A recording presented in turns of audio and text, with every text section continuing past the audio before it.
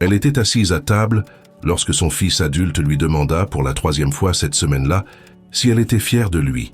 La question était posée avec légèreté, presque comme une plaisanterie, mais il y avait quelque chose dans sa voix qu'elle a immédiatement reconnu car elle l'avait déjà entendu auparavant, chez elle-même à l'âge de 7 ans, lorsqu'elle demandait à sa mère si elle était aimée.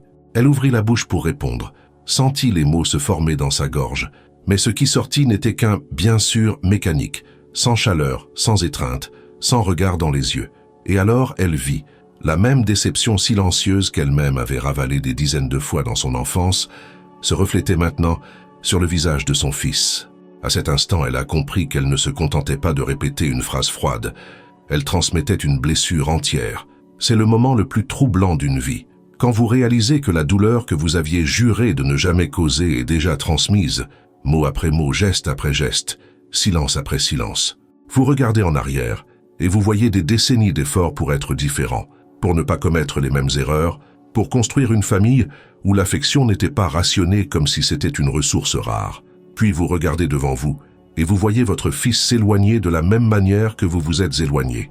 La blessure que vous portez n'a pas disparu simplement parce que vous n'en avez jamais parlé. Elle n'a pas disparu simplement parce que vous avez décidé de passer à autre chose. En fait, elle a fait le contraire. Elle s'est installée si profondément en vous qu'elle a changé votre façon de réagir, de toucher, d'aimer. Freud appelait cela la compulsion de répétition. Ce n'est pas un concept compliqué, c'est juste une façon technique de dire quelque chose que vous savez déjà au fond de vous. Nous répétons ce que nous n'avons pas réussi à assimiler. L'enfant qui n'a pas reçu d'affection devient l'adulte qui ne sait pas en montrer. Le fils qui a grandi en entendant que l'émotion est une faiblesse devient le père qui dit à son propre fils d'arrêter de pleurer pour des bêtises. La fille qui a appris que ses réalisations n'étaient jamais suffisantes devient la femme qui ne sait rien célébrer, ni pour elle-même, ni pour les autres. Ce n'est pas que vous vouliez faire cela. C'est que la blessure en vous agit comme un scénario invisible, écrivant des dialogues que vous ne remarquez même pas que vous suivez. Et voici ce qui fait le plus mal. Vous reconnaissez ces blessures. Vous savez exactement d'où elles viennent. Vous pouvez nommer le jour, la phrase, le regard qui vous a marqué. Vous avez passé des années à promettre que ce serait différent, que lorsque viendrait votre tour d'être père ou mère, tout changerait. Mais les blessures ne respectent pas les promesses. Elles ont leur propre vie.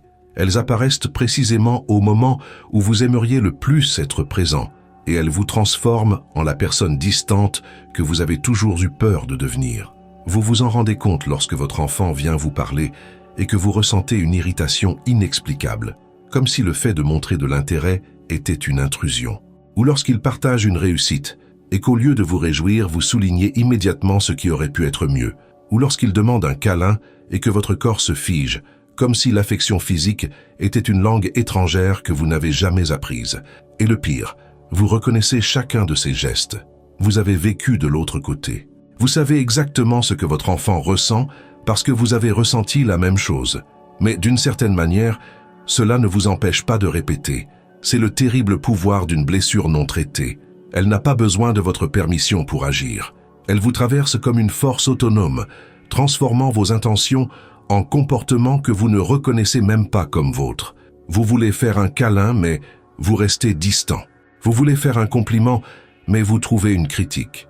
Vous voulez dire « je t'aime », mais ce qui sort, c'est un silence qui signifie tout, sauf de l'amour.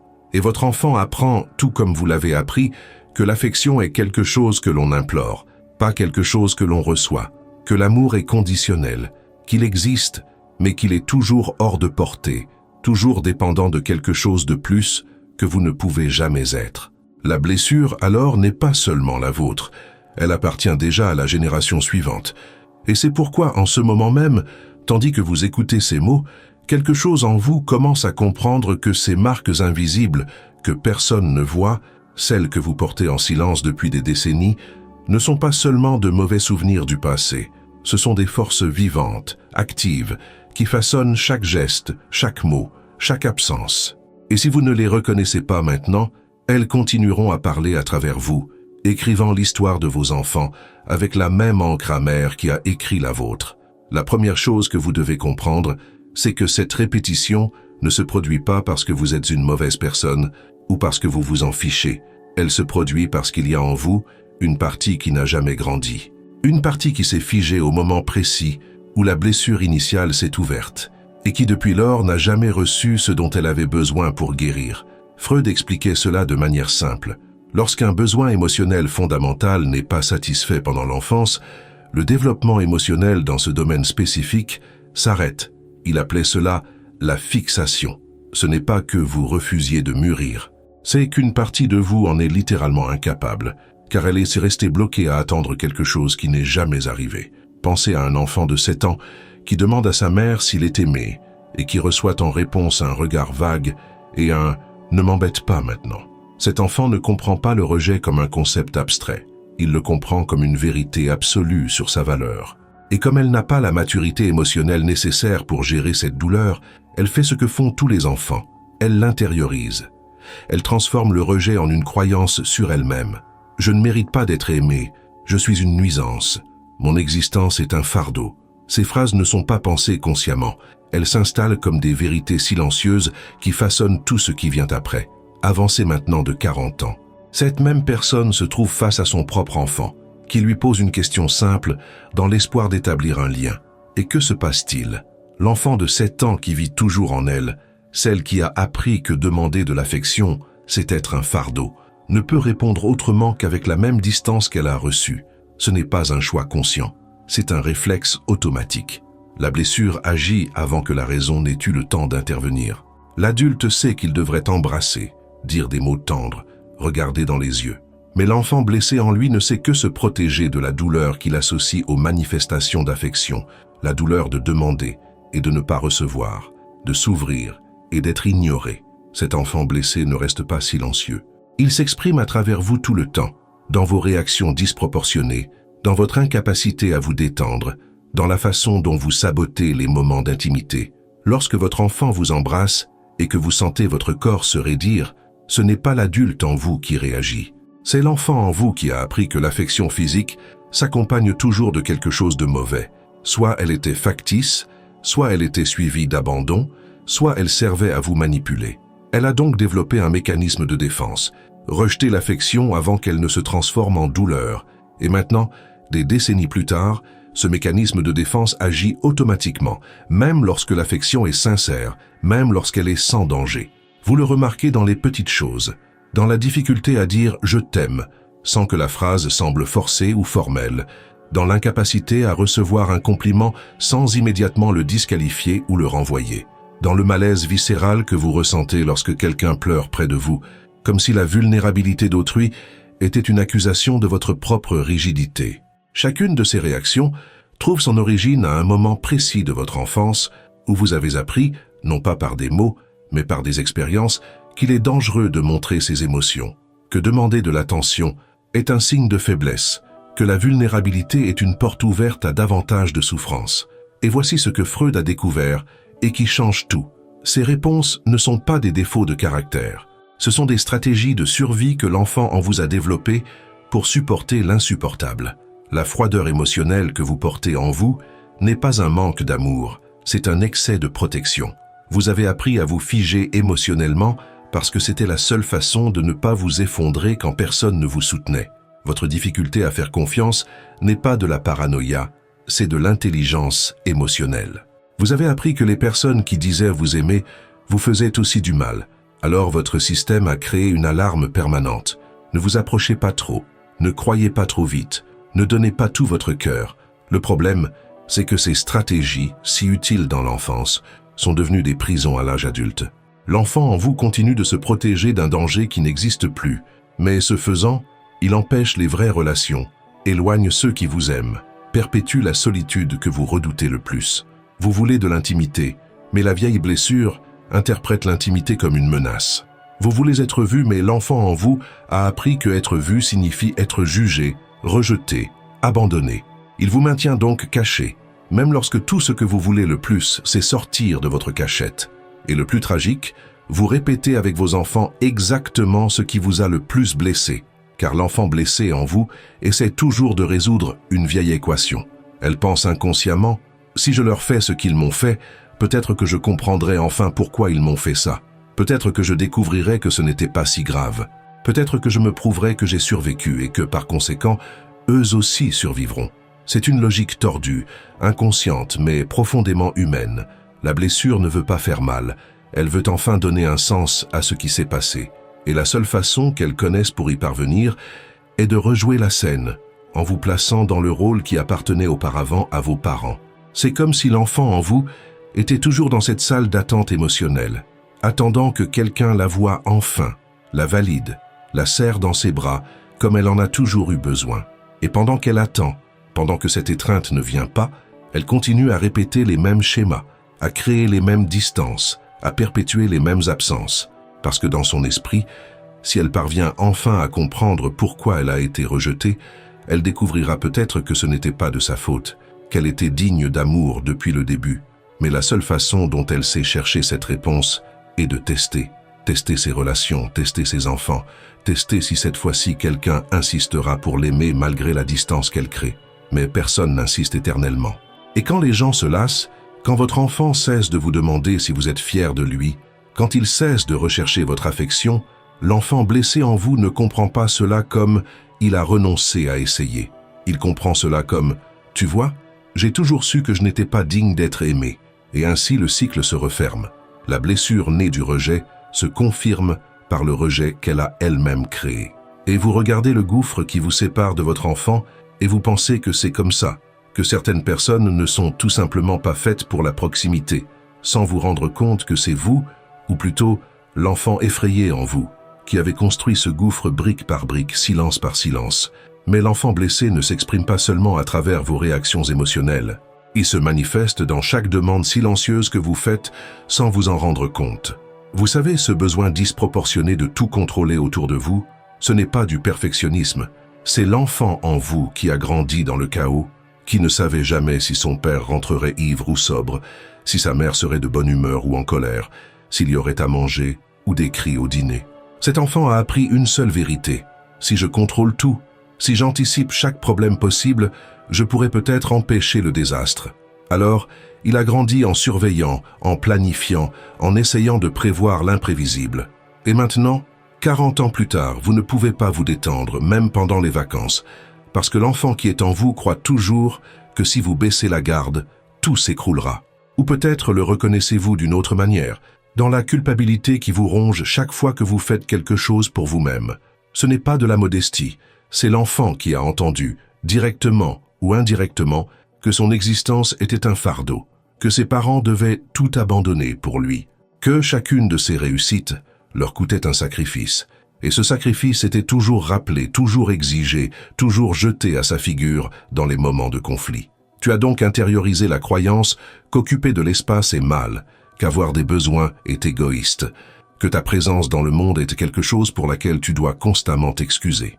Et maintenant, tu passes ton temps à demander pardon d'exister, à t'effacer dans tes relations, à devenir invisible pour ne pas déranger, répétant à chaque choix le message que tu as reçu dans ton enfance. Tu ne mérites pas d'être ici. Freud le remarquait chez les personnes qu'il recevait. Peu importe le succès qu'elles avaient atteint, il y avait toujours une voix intérieure qui leur disait que ce n'était pas suffisant. Et ce n'était pas parce qu'elles étaient ambitieuses ou insatiables, c'était parce que, dans le passé, rien de ce qu'elles faisaient n'était suffisant pour obtenir l'approbation qu'elles recherchaient. L'enfant qui ramène un dessin de l'école et entend « c'est de travers », qui réussit à l'université et entend « mais ce n'était pas le meilleur », qui décroche un emploi et entend « mais le salaire est bas ». Cet enfant n'apprend pas à célébrer ses réussites. Il apprend que chaque échelon gravi n'est qu'une nouvelle occasion de prouver qu'il n'est pas encore arrivé là où il devrait être. Et ainsi, vous vivez toujours en courant après une ligne d'arrivée qui se déplace à chaque fois que vous vous en approchez, éternellement insatisfait, éternellement insuffisant. C'est pourquoi vous ne pouvez pas simplement vous asseoir et profiter d'un bon moment. Quand quelque chose de positif se produit, il y a toujours une voix qui murmure « Mais pour combien de temps? Qu'est-ce qui va se passer ensuite? Ça ne va pas durer. » Ce n'est pas du pessimisme, c'est l'enfant en vous qui a appris que les bons moments étaient toujours le prélude à des moments difficiles, que le rire de votre père aujourd'hui signifiait la colère demain, que la gentillesse de votre mère était temporaire, conditionnelle, et pouvait être retirée à tout moment. Vous avez donc développé une hypervigilance émotionnelle. Ne jamais se détendre complètement, ne jamais croire que le bon va durer, toujours être prêt au pire. Et maintenant, même lorsque votre vie va objectivement bien, vous n'arrivez pas à le ressentir, parce que l'enfant en vous attend toujours que le couperet tombe. Ou peut-être que votre blessure se manifeste différemment. Peut-être s'agit-il d'une colère qui explose pour des broutilles, un verre mal lavé, un mot mal placé, 5 minutes de retard. Vous vous effrayez vous-même de l'intensité de votre réaction et vous vous dites « Pourquoi suis-je si en colère pour une chose aussi insignifiante ?» Mais ce n'est pas insignifiant. Ça ne l'a jamais été. Le verre mal lavé n'est pas seulement un verre. C'est la goutte qui fait déborder le vase, après des décennies passées à ravaler votre colère, parce qu'il était dangereux d'exprimer votre mécontentement. C'était la garantie d'une représaille, d'entendre que vous étiez problématique, de devenir la risée de tous ou la cible de punition. Vous avez donc appris à ravaler votre colère. Vous l'avez tellement ravalée que désormais, n'importe quoi peut déclencher un volcan entier de colère accumulée. Non pas celle du présent, mais celle de 30 ans de silence forcé. L'enfant en vous qui n'a jamais pu dire « cela m'a blessé », sans être invalidé, explose maintenant dans une rage disproportionnée parce qu'il peut enfin le faire. Mais il ne sait pas exprimer sa colère de manière calibrée, il ne sait qu'exploser ou se taire. Parce que personne ne lui a jamais appris que la colère est valable, que les limites sont saines, que dire « je n'ai pas aimé ça » ne fait pas de vous une personne difficile. Alors la colère s'accumule jusqu'à devenir toxique, et lorsqu'elle éclate, elle détruit. Elle blesse ceux que vous aimez. Elle confirme la terrible croyance que vous avez toujours eue à votre sujet, que vous êtes incontrôlable, problématique, exactement comme on vous l'a dit. Et il y a aussi le contraire, l'incapacité à ressentir de la colère même lorsque vous devriez. L'enfant qui a appris que la colère engendrait l'abandon est maintenant l'adulte qui accepte le manque de respect, qui se soumet à des relations abusives, qui s'annule pour maintenir la paix. Vous appelez cela être compréhensif, mais ce n'est pas de la compréhension, c'est de la terreur déguisée. C'est l'enfant en vous qui croit encore que s'il exprime son mécontentement, il sera laissé seul. Elle préfère donc se trahir plutôt que de risquer la solitude. Elle préfère porter le poids du silence plutôt que d'affronter le vide de l'abandon. Ses blessures, le contrôle excessif, la culpabilité chronique, la recherche de l'inaccessible, la colère disproportionnée ou son absence, ne sont pas des traits de votre personnalité. Ce sont des demandes non satisfaites qui se sont transformées en cris silencieux. L'enfant qui avait besoin de sécurité et qui a reçu le chaos contrôle désormais. L'enfant qui avait besoin de validation et qui a reçu des critiques se sabote désormais. L'enfant qui avait besoin de limites saines et qui a reçu soit de la négligence, soit des punitions, explose désormais ou s'annule. Chaque comportement que vous détestez chez vous est en fait la meilleure solution qu'un enfant effrayé ait pu trouver à un problème qui n'aurait pas dû être le sien. Et vous portez ce fardeau, seul, parce que personne ne vous a jamais appris que ces blessures avaient un nom, qu'elles étaient réelles, qu'elles méritaient d'être considérées avec compassion plutôt qu'avec honte. Alors vous les cachez, vous faites semblant d'être normal, vous faites semblant que tout va bien. Mais l'enfant blessé en vous sait que ce n'est pas le cas, et il continue de parler, à travers l'insomnie, l'anxiété, le malaise viscéral que vous ressentez dans des moments qui devraient être simples, sûrs, heureux. La vérité, c'est que vous avez passé toute votre vie à essayer d'être l'adulte dont cet enfant avait besoin, mais vous avez oublié qu'il est toujours là, à l'intérieur, à attendre. Elle ne veut pas que vous soyez parfait. Elle veut juste que vous la voyiez enfin, que vous la reconnaissiez, que vous l'embrassiez avec toute la douleur qu'elle porte en elle. Mais vous ne le faites pas, parce que la regarder signifie ressentir à nouveau tout cela, le rejet, l'abandon, la solitude, insupportable. Alors vous préférez aller de l'avant, faire semblant que tout est réglé, jusqu'à ce que votre enfant pose une question simple et que toute cette douleur refasse surface, non pas comme un souvenir, mais comme un réflexe automatique qui vous transforme, une fois de plus, en ce que vous aviez juré de ne jamais être. Et nous arrivons alors au point que personne ne veut regarder, mais qui doit être nommé. Ces 13 blessures que vous portez ne sont pas des abstractions théoriques. Elles ont une forme, une voix, des conséquences concrètes que vous reconnaissez chaque jour, mais que vous n'avez jamais su nommer. La première d'entre elles est la plus silencieuse et peut-être la plus dévastatrice. L'incapacité de dire « je t'aime » sans que les mots ne sortent lourds, formels, comme si vous respectiez un protocole et n'exprimiez pas un sentiment. Vous ressentez de l'amour, cela ne fait aucun doute. Mais lorsque vous essayez de le mettre en mots, quelque chose vous bloque, parce que vous n'avez jamais entendu ces mots de manière légère, naturelle, quotidienne. Ils ont toujours été chargés de manipulation ou d'absence totale. Vous ne savez donc pas comment les exprimer simplement. Et votre enfant grandit en pensant que vous ne ressentez rien, alors qu'en réalité, vous ne savez tout simplement pas comment le dire. La deuxième blessure est la peur paralysante d'être abandonné. Mais cette peur ne se présente pas comme une insécurité évidente. Elle se dissimule sous une autosuffisance exagérée. Vous abandonnez le premier. Vous vous éloignez avant qu'ils aient la chance de vous quitter. Vous créez une distance par précaution, convaincu que vous vous protégez, alors qu'en réalité, vous ne faites que garantir que la solitude que vous redoutez devienne réalité. Et lorsque votre enfant s'éloigne, vous y voyez la confirmation de quelque chose que vous avez toujours su. Les gens finissent toujours par partir. Mais vous ne réalisez pas que c'est vous qui les avez repoussés. La troisième blessure est le besoin obsessionnel de contrôler chaque détail, chaque résultat, chaque personne autour de vous. Vous appelez cela de la responsabilité, de la vigilance, de la bienveillance. Mais ce n'est pas de la bienveillance, c'est de la panique déguisée en efficacité. C'est l'enfant qui a grandi dans l'imprévisibilité absolue et qui essaie maintenant de construire un monde où rien ne le surprend, rien ne le blesse, rien n'échappe à son contrôle. Seulement la vie ne fonctionne pas ainsi. Et plus vous serrez la vis, plus les gens étouffent. Votre enfant ne voit pas un père ou une mère attentionnés. Il voit quelqu'un qui ne lui fait pas confiance, qui ne le laisse pas respirer, qui transforme l'amour en surveillance. La quatrième blessure est la culpabilité d'exister. Vous n'en parlez pas ouvertement parce que cela semble trop dramatique, mais elle est bien là. Le sentiment constant que votre présence est un fardeau, que vos besoins dérangent, que vous devriez occuper moins de place dans le monde. Alors, vous vous annulez. Vous ne demandez pas d'aide même lorsque vous êtes en train de vous noyer. Vous ne célébrez pas vos réussites parce que ce n'est pas grand-chose. Vous vivez dans un mode d'excuse éternelle et vous enseignez à vos enfants, sans le vouloir, qu'ils devraient eux aussi s'excuser d'exister. La cinquième est l'incapacité à célébrer. Quand quelque chose de bien arrive, vous trouvez immédiatement le défaut, le « mais », ce qui aurait pu être mieux. Ce n'est pas parce que vous êtes amer, c'est parce que personne ne vous a jamais célébré de manière sincère. Chacune de vos réussites était accompagnée d'un astérisque, d'une réserve, d'une comparaison. Vous avez donc intériorisé l'idée que la joie doit être modérée, que célébrer est de l'arrogance, qu'il y a toujours quelque chose de plus grand à atteindre.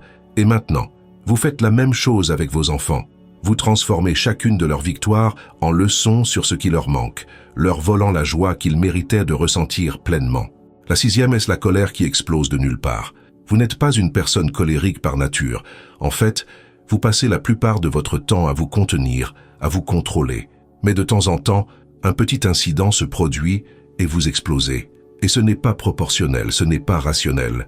Ce sont 30-40 ans de colère refoulée qui trouvent enfin une issue. Le verre brisé n'est pas un verre. C'est toutes les fois où vous avez été réduit au silence, minimisé, invalidé. Et quand vous explosez, vous blessez. Vous confirmez dans l'esprit de ceux qui vous entourent que vous êtes instable, difficile. Exactement ce qu'on disait de vous quand vous étiez enfant. La septième blessure est le contraire. L'absence totale de colère, même lorsque vous devriez la ressentir. Vous acceptez le manque de respect avec le sourire. Vous avalez la trahison au nom de la paix. Vous vous trahissez pour ne pas être abandonné. Parce qu'à un moment donné, vous avez appris qu'exprimer votre mécontentement coûtait trop cher. Alors vous avez choisi le silence. Mais ce silence n'apporte pas la paix. Il apporte un ressentiment accumulé, une amertume silencieuse qui vous ronge de l'intérieur jusqu'à ce qu'il ne reste plus qu'une coquille fonctionnelle, mais émotionnellement morte. La huitième est le sentiment perpétuel de ne jamais être à la hauteur. Peu importe ce que vous accomplissez, cela semble toujours provisoire, fragile, sur le point d'être démasqué. Vous vivez comme si vous étiez un imposteur attendant d'être démasqué, parce qu'autrefois rien de ce que vous faisiez n'était suffisant pour être vu, aimé, validé. La ligne d'arrivée bougeait toujours. Alors vous portez cela, l'épuisement de courir après une approbation qui n'arrive jamais, qui n'arrivera jamais, parce que vous cherchez à l'extérieur ce qui aurait dû être semé en vous depuis des décennies. La neuvième est la froideur, lorsque quelqu'un pleure. Lorsque votre enfant verse des larmes devant vous, vous ressentez de l'inconfort, de l'irritation, voire de la colère, comme si sa vulnérabilité était une attaque personnelle. Ce n'est pas de la froideur par méchanceté, c'est parce qu'on vous a appris que pleurer est une faiblesse, que l'émotion est du théâtre, que la douleur doit être ravalée. Alors, quand quelqu'un pleure près de vous, votre première réaction n'est pas de le réconforter, mais de lui dire d'arrêter, de minimiser, de faire disparaître la douleur le plus vite possible, car vous ne supportez pas de la voir se refléter en vous. La 10e blessure est le malaise viscéral face à la vulnérabilité, la vôtre et celle des autres. Vous évitez les conversations profondes. Vous changez de sujet quand quelqu'un essaie de s'ouvrir. Vous faites des blagues dans les moments sérieux, non pas parce que vous êtes insensible, mais parce que la vulnérabilité pour vous est un danger. Chaque fois que vous vous êtes ouvert, vous avez été blessé. Chaque fois que vous avez montré une faiblesse, elle a été utilisée contre vous. Vous avez donc construit une armure si lourde que vous ne pouvez plus l'enlever, même lorsque vous êtes en sécurité, même lorsque quelqu'un veut sincèrement vous atteindre. La 11e blessure est l'incapacité à se détendre. Vous êtes toujours en alerte, toujours prêt à affronter le désastre, toujours en avance sur la catastrophe qui n'a pas encore eu lieu. Votre corps ne sait pas ce qu'est le repos véritable, car votre système nerveux a été programmé pour une survie constante. Les vacances ne sont pas relaxantes, elles sont torturantes. Les moments de paix ne sont pas les bienvenus, ils sont suspects. Car autrefois, se détendre signifiait baisser sa garde. Et baisser la garde signifiait être pris au dépourvu par la violence, l'abandon, la douleur soudaine.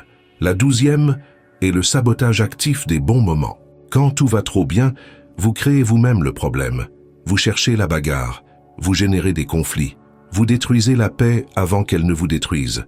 Parce que le bonheur, d'après votre expérience, a toujours été suivi de douleur. Alors, vous ne lui faites pas confiance. Vous préférez être celui qui provoque la chute, plutôt que d'attendre que quelqu'un vous pousse. C'est une logique cruelle, mais c'est la seule que vous connaissiez. Et la 13e, la plus tragique de toutes, vous répétez exactement ce que vous détestiez le plus. Vous devenez la personne que vous aviez juré de ne jamais être. Vous faites à vos enfants ce qu'on vous a fait, non pas parce que vous le voulez, mais parce que c'est le seul modèle que vous ayez. C'est la seule carte émotionnelle qui vous a été inculquée. Et même si vous savez que cela fait mal, même si vous reconnaissez le schéma, vous ne pouvez pas vous en empêcher.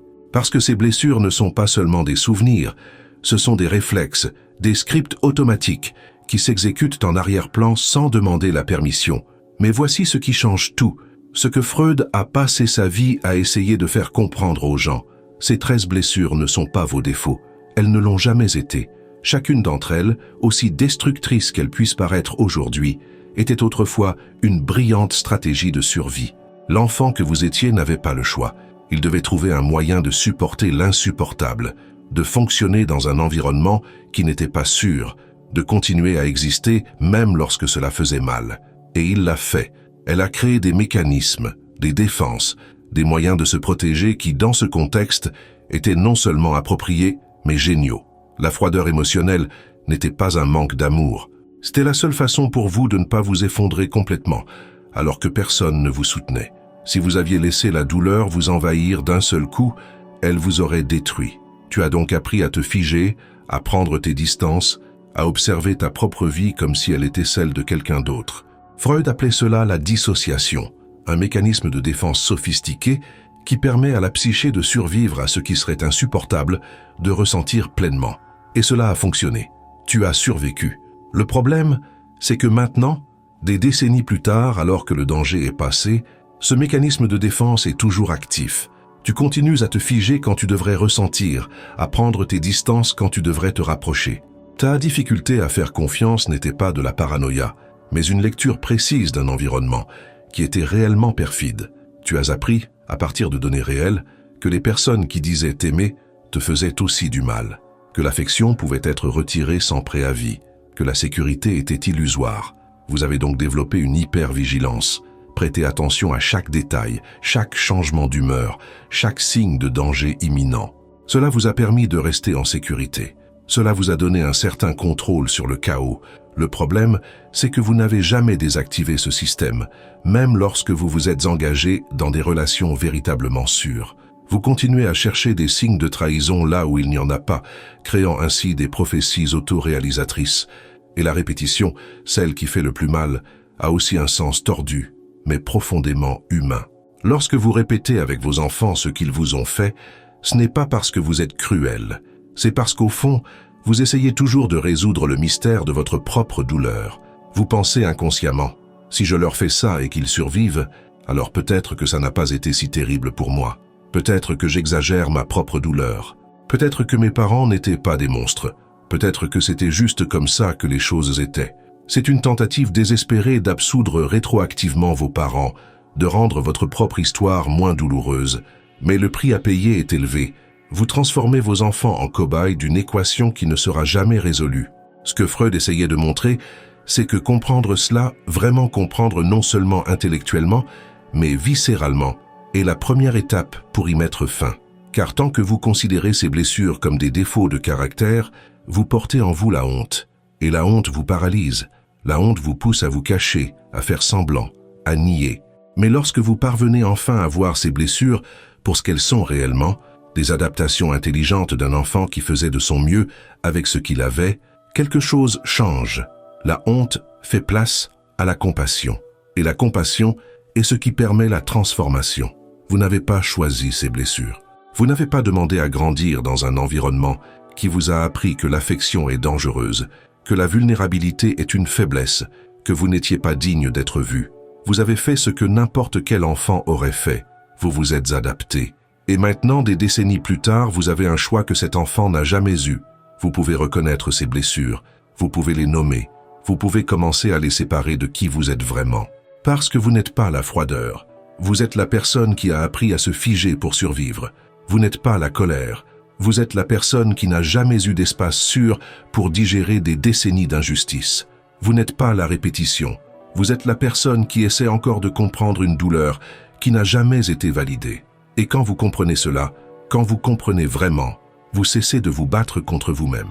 Vous cessez de vous détester pour vos comportements automatiques. Vous cessez de prétendre que tout va bien alors que ce n'est pas le cas. Et cela ouvre la voie à quelque chose de nouveau. La possibilité de regarder enfin cet enfant blessé en vous, non pas avec jugement, mais avec la compassion qu'elle a toujours méritée et qu'elle n'a jamais reçue. Vous pouvez enfin lui dire « Je te vois, je comprends pourquoi tu as fait ce que tu as fait, et tu n'as plus besoin de te protéger de cette façon. Je suis là maintenant, je vais te soutenir. » Cette conversation, cette réconciliation intérieure avec la partie de vous-même qui est restée en arrière, n'est pas une forme superficielle d'auto-assistance. C'est le travail le plus difficile et le plus important que vous aurez à accomplir. Car tant que vous ne vous serez pas réconcilié avec cet enfant, tant qu'il restera blessé et effrayé en vous, il continuera à agir à travers vous. Il continuera à se répéter. Il continuera à saboter. Non par méchanceté, mais parce que c'est tout ce qu'elle sait faire. Mais il y a quelque chose que tu dois comprendre maintenant. Ce processus ne se fait pas tout seul. Tu ne vas pas te réveiller un jour et être magiquement guéri. Ces blessures ont mis des décennies à se former et à se renforcer. Elles ont besoin de plus que de bonnes intentions pour être redéfinies. Elles ont besoin d'un chemin, d'un guide, d'outils qui vous montrent comment dialoguer avec cet enfant blessé sans vous perdre dans le processus. C'est pourquoi il existe une méthode, une façon structurée de faire ce travail intérieur sans tourner en rond dans votre propre douleur.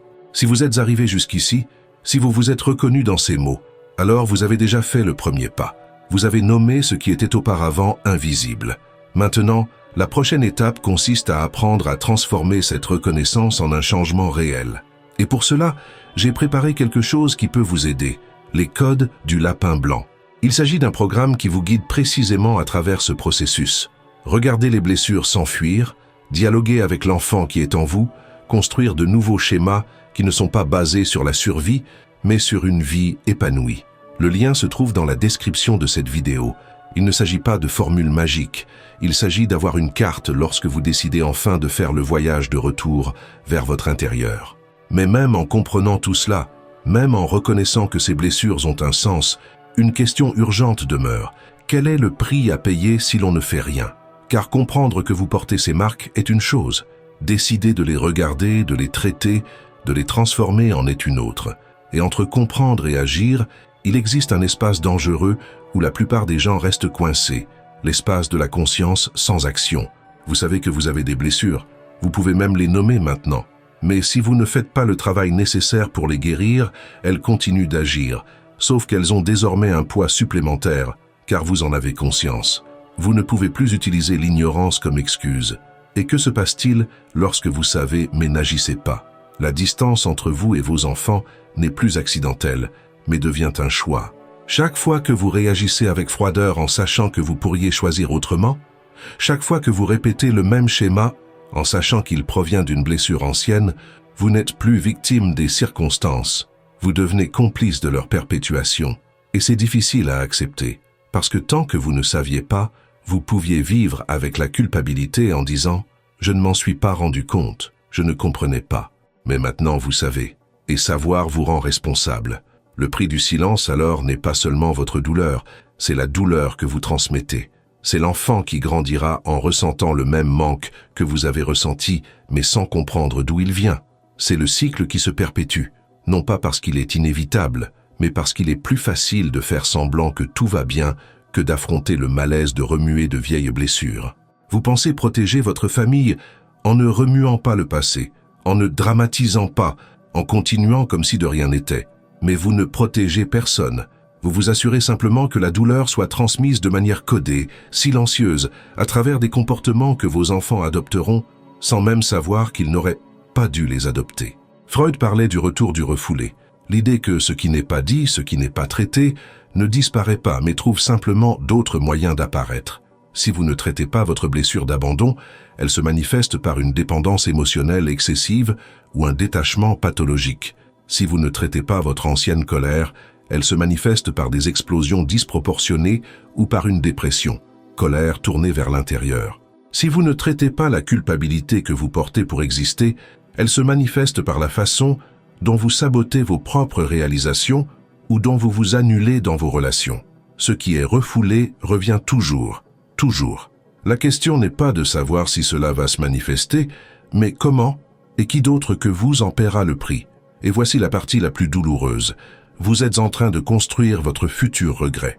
Chaque dîner où vous restez sur votre téléphone au lieu de parler à votre enfant, chaque réussite que vous minimisez, chaque demande d'affection que vous ignorez, tout cela est enregistré, non seulement dans sa mémoire, mais aussi dans la vôtre.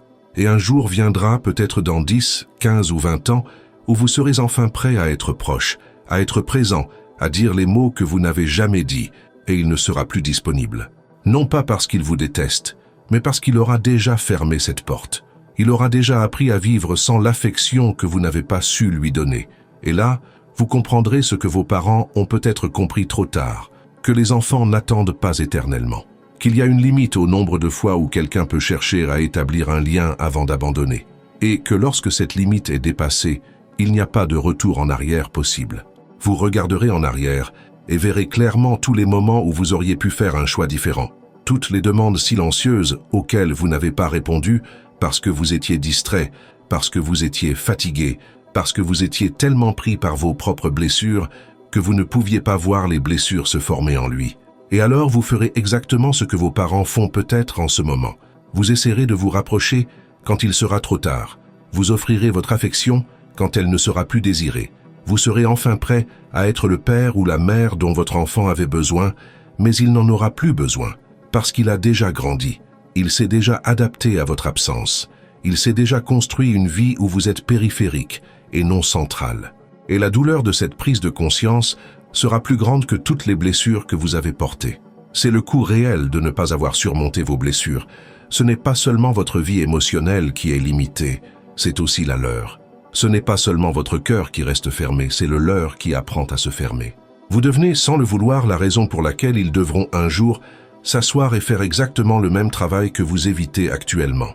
Regardez les blessures que vous leur avez infligées et décider s'ils vont les guérir ou les transmettre. Et s'il y a quelque chose de plus douloureux que de porter des blessures, c'est de savoir que vous êtes devenu la source des blessures de quelqu'un que vous aimez. C'est comprendre que vous n'avez pas brisé le cycle, vous n'étiez qu'un maillon de plus dans la chaîne. Mais voici la vérité qui doit être dite. Il est encore temps. Tant qu'il y a de la vie, il y a la possibilité de faire un choix différent. Tant que votre enfant est encore près de vous, il y a encore des occasions pour vous de commencer à vous comporter différemment. Cela n'effacera pas le passé, mais cela peut changer l'avenir. Et peut-être, juste peut-être, cela inspirera votre enfant à faire un choix différent à son tour le moment venu. Non pas parce que vous avez été parfait, mais parce que vous avez été honnête, parce que vous avez reconnu les blessures, nommé les schémas et fait de votre mieux pour ne pas les laisser prendre le dessus. C'est déjà infiniment plus que ce qu'a fait la génération précédente. Et parfois, le plus grand héritage que nous pouvons laisser n'est pas une vie sans erreurs, mais une vie où les erreurs ont été reconnues et, dans la mesure du possible, réparées. Alors, Que faire d'une blessure vieille de 40, 50, 60 ans? Comment guérir quelque chose qui fait désormais partie intégrante de votre structure, qui a façonné des décennies de décisions, de relations, de l'idée que vous vous faites de vous-même? La réponse n'est pas simple, mais elle est profonde.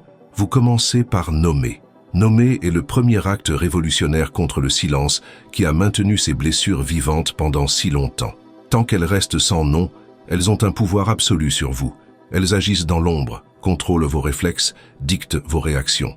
Mais dès que vous regardez l'une d'elles et dites « c'est la peur de l'abandon », c'est la culpabilité intériorisée, c'est la colère refoulée, à ce moment précis, vous sortez la blessure de l'ombre et la mettez en lumière. Et à la lumière, elle perd une partie de son pouvoir. Freud a construit toute une pratique autour de cela, le pouvoir des mots. Il s'est rendu compte que lorsqu'un patient parvenait enfin à mettre des mots sur une douleur qui n'était auparavant qu'une sensation diffuse, quelque chose bougeait. La douleur ne disparaissait pas instantanément, mais sa nature changeait. Elle cessait d'être un monstre informe et devenait quelque chose qui pouvait être observé, compris, traité. Le mot a ce pouvoir alchimique. Il transforme l'innommable en nommable, l'invisible en visible, l'insupportable en supportable. Et lorsque vous nommez votre blessure, vous cessez d'en être possédé et vous commencez à pouvoir choisir ce que vous allez en faire. Mais nommer n'est que le début. La prochaine étape, et peut-être la plus difficile, consiste à avoir la conversation que vous n'avez jamais eue, la conversation avec l'enfant qui vit encore en vous. Ce n'est pas une métaphore vide de sens, c'est un dialogue réel qui doit avoir lieu.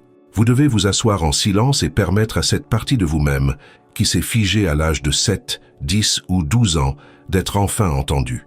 Elle a des choses à dire que vous ne lui avez jamais permis de dire. Elle a des colères qui n'ont jamais été validées, des tristesses qui n'ont jamais été accueillies, des peurs qui n'ont jamais été reconnues comme légitimes. Et tant que vous ne lui laisserez pas la place de s'exprimer, elle continuera à crier à travers vos comportements. Cette conversation n'a pas besoin d'être théâtrale ou d'un rituel élaboré. Il peut s'agir simplement de vous, seul, laissant les questions surgir. De quoi aviez-vous besoin et que vous n'avez jamais reçu? Que vouliez-vous dire mais n'avez jamais pu dire? De quoi aviez-vous peur? Que feriez-vous différemment si vous le pouviez? Et puis, et c'est crucial, vous écoutez. Pas avec votre esprit adulte qui juge, qui minimise, qui dit « Ah, mais ce n'était pas si grave ». Vous écoutez avec la compassion que cet enfant a toujours méritée. Vous validez sa douleur sans essayer de la réparer immédiatement, sans essayer de la rationaliser, sans essayer de la faire disparaître. Vous reconnaissez simplement « Oui, cela a fait mal. Oui, cela n'aurait pas dû arriver.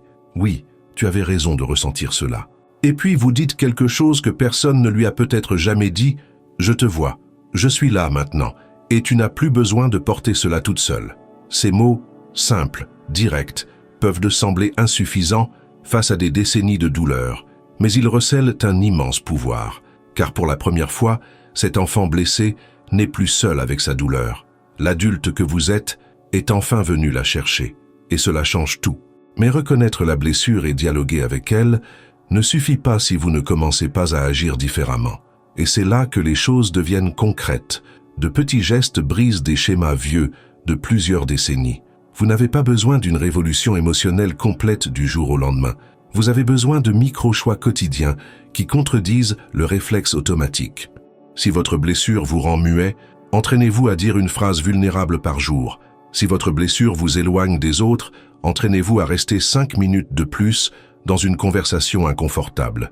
Si votre blessure vous empêche de dire « je t'aime », commencez par le dire au miroir, puis à des personnes en qui vous avez confiance, puis à ceux qui ont le plus besoin de l'entendre.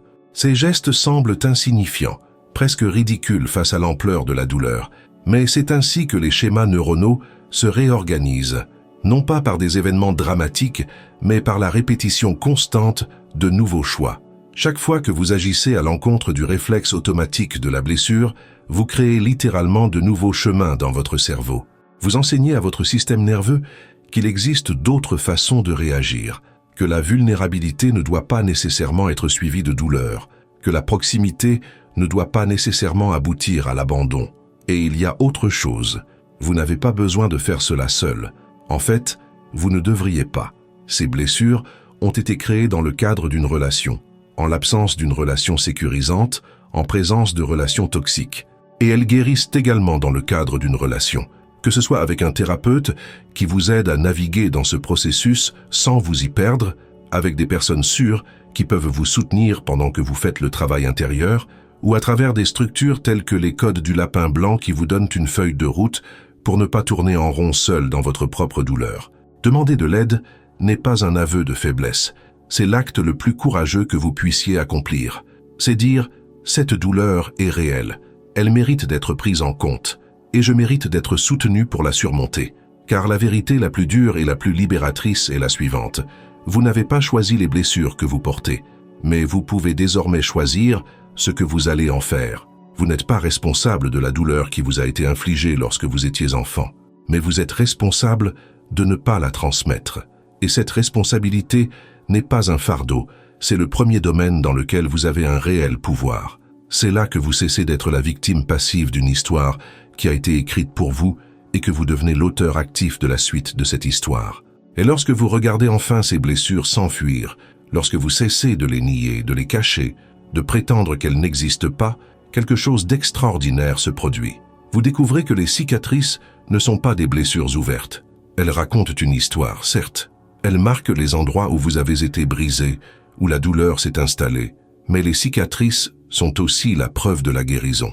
Elles sont la preuve que le corps, émotionnel, psychique, a une incroyable capacité à se réorganiser, à refermer ce qui était ouvert, à transformer ce qui était vulnérable en quelque chose qui, bien que marqué, ne saigne plus. Vous porterez ces marques. Il faut le dire honnêtement, il n'y a pas de s'y surmonter complètement, comme si rien ne s'était passé. Votre enfance vous a façonné de manière permanente, mais permanent ne signifie pas immuable. Les blessures peuvent se transformer en sagesse, la douleur peut se transformer en compassion, la survie peut se transformer en capacité à aider d'autres personnes qui sont encore en train de survivre. Vous n'effacez pas l'histoire, vous lui donnez un nouveau sens. Et en lui donnant un nouveau sens, vous lui retirez le pouvoir de continuer à vous définir. Concrètement, cela signifie que vous pouvez briser le cycle. Vous pouvez être le premier de votre lignée à regarder la douleur en face et à dire « ça suffit, ça ne se reproduira plus ». Et lorsque vous faites cela, lorsque vous choisissez consciemment de traiter votre blessure plutôt que de la transmettre, vous ne sauvez pas seulement vos enfants. Vous guérissez aussi d'une manière mystérieuse l'enfant que vous étiez. Car en empêchant la douleur de se perpétuer, vous validez rétrospectivement que la douleur initiale n'aurait pas dû se produire. Vous dites « ce qu'on m'a fait était mal, et je vais le prouver en ne le faisant à personne d'autre ». Et il y a plus.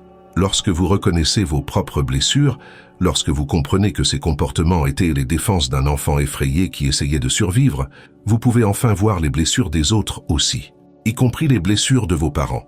Il ne s'agit pas de pardonner l'impardonnable ou de justifier l'injustifiable.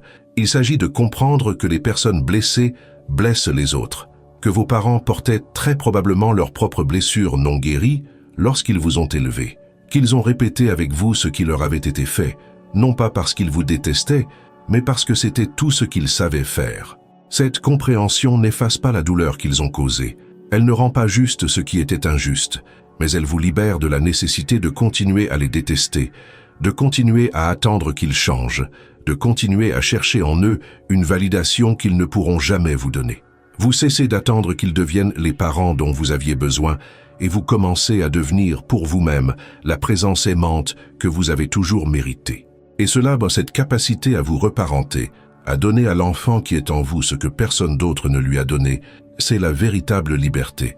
La liberté n'est pas l'absence de blessure. C'est la capacité de vivre avec elle sans qu'elle vous vive. C'est reconnaître que oui, vous avez été blessé, oui, vous portez des marques, oui, il y a des jours où les anciens réflexes reviennent en force, mais vous n'êtes plus leur otage. Vous avez maintenant la conscience, les outils, le choix. Et le choix, c'est le pouvoir. C'est le pouvoir, au milieu d'un conflit avec votre enfant, de faire une pause et de réfléchir, est-ce ma blessure ou est-ce la situation réelle? Est-ce que je réagis au présent ou au passé? C'est le pouvoir, lorsque vous sentez la froideur automatique arriver, de prendre une profonde inspiration et de choisir de rester, de choisir d'embrasser, de choisir de dire les mots qui coûtent cher, mais qui guérissent. Et vos enfants le remarqueront. Peut-être pas immédiatement, peut-être pas avec des mots, mais ils sentiront que quelque chose a changé, que vous êtes plus présent, plus disponible, plus humain. Ils remarqueront que vous n'êtes plus ce père ou cette mère distant. Eux contrôlant et froid ou du moins que vous essayez de ne plus l'être. Et cette tentative, en soi, est déjà une guérison. Car ce qui fait mal, ce n'est pas l'erreur. C'est le refus de la reconnaître. C'est la répétition inconsciente, c'est la perpétuation du schéma comme s'il était inévitable.